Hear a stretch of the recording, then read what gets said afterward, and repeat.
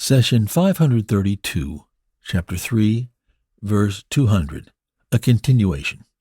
يا أيها الذين آمنوا اصبروا وصابروا ورابطوا واتقوا الله لعلكم تفلحون. You who believe, be patient, more steadfast than others. Stand firmly on guard and be mindful of God so that you may prosper. Chapter 3, Verse 200.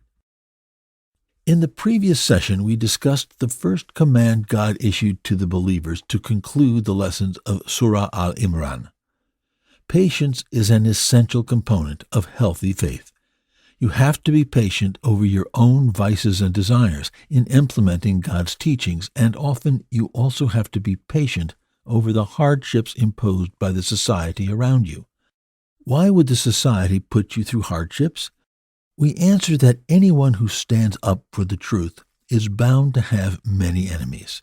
There will always be people who enrich themselves from corruption and are more than willing to fight for their interests against whoever is in their way. They are the enemies of moral people of all faiths.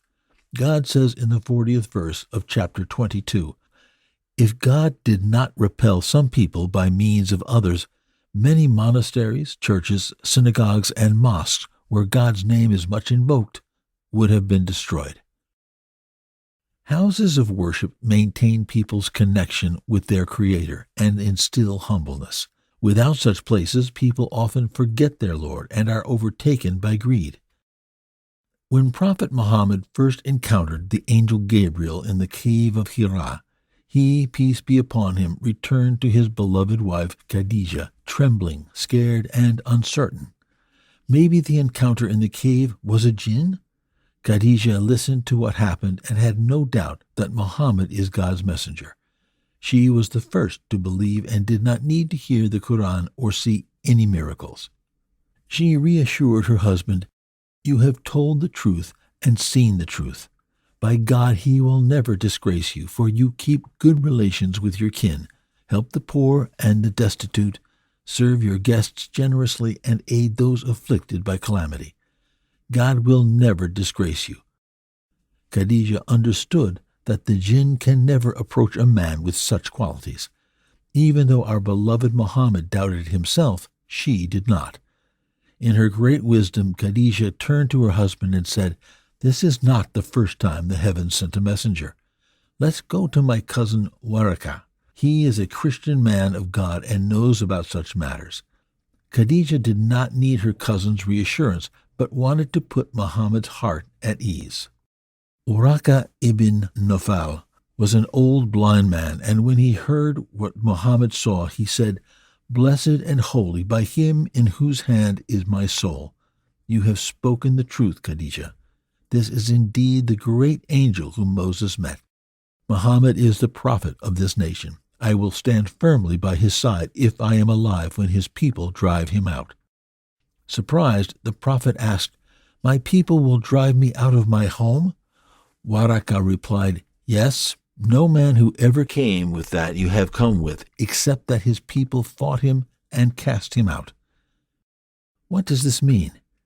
It means that the corrupt will not spare any effort to harm, ridicule, exhaust, and wage war against anyone who stands in their way, because they see him or her as a threat to their wealth and power. This fight does not only require patience on your part, but also requires you to be more steadfast than others, which is the second command in the ayah. Allah is preparing you for the fight ahead. Your enemies will be persistent in their defense of corruption. Thus, as a believer, you must be more steadfast in defense of the truth. The struggle is now a competition. Competition is a fight between two people who desire the same goal. There could only be one winner, so each works hard to reach it first. If your opponent takes one step towards the goal, you must take two. Quite often, such a struggle is a community effort where the believers stand by each other. God says, "By time, man is certainly in deep loss, except for those who believe, do good deeds, urge one another to the truth, and urge one another to steadfastness. Chapter 103. Take note that God used the phrase urge one another, not urge others. Why? Because at times you may find yourself spiritually weak while your friends stand firm. Hence, they nudge you in the right direction. On other occasions, you may encourage your brothers and sisters to stay firm while facing the enemy.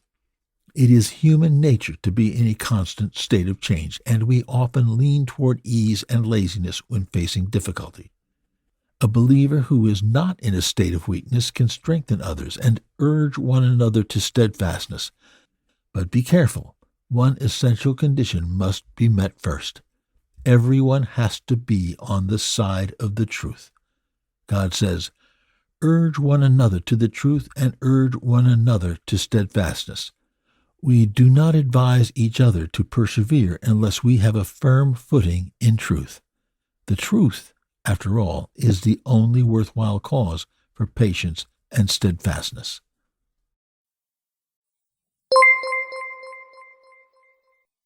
The Prophet, peace be upon him, said, "Convey my teachings to the people, even if it is only a single verse."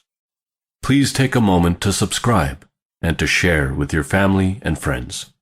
Visit us at www.QURANGARDEN.com.